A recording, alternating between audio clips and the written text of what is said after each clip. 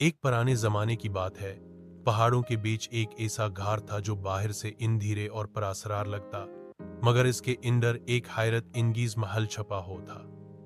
ये महल चकते हुए पत्थरों से बीना था, दीवारें नीलम और जमरद से जड़ी हुई थीं, दसे गड़ी थे और छतों पर चांदनी जैसी रोशनी झलमलाती थी। उस महल में एक नेक दल बादशाह अपनी अकलौती बेटी शहजादी गलनार के साथ रहता। गलनार का चेहरा चांद की रोशनी जैसा दमका था। उसकी आंखें गहराई जैसी और बाल रेशम से भी ज्यादा कोमल और सुंदर थे। उसका अंदाज ऐसा मनमोहक था कि हर चीज जैसे उसके हुस्न के सामने फीकी पड़ जाती। गुलनार अकेले रहने की आदी थी, क्योंकि महल एक गुफा के अंदर छिपा हुआ वो था और बाहर की दुनिया से किटा हुआ था। मगर उसकी तन्हाई में भी एक जादू था।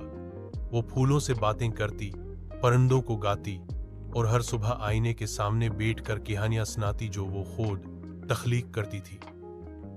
गुफा के दरवाजे पर रोशनी की एक लकीर नजर आई। यह एक जादूगर की आमद थी, जो सदियों से गुलनार की खूबसूरती के किस्से सुनकर उसे कैद करना चाहता था। मगर गुलनार ने अपने हुस्न से नहीं, अपनी अल से उसे शिकस्त दी। इस ने जादूगर से ऐसी पहेलियां पूछें जिनका जवाब सिर्फ वही जानती थी, और यूं जादूगर गायब हो गया। बादशाह ने फखर से बेटी को गले लगाया। गलनार की कहानी उस बात की गाह बनी कि हसन की असल ताकत चेहरे में नहीं, अकल में है और हिम्मत में होती है। यूं वह गुफा हमेशा एक राज रही, और गुलनार की खूबसूरती और दानाई की दास्तान सदियों तक चुपके चुपके सुनाई जाती रही।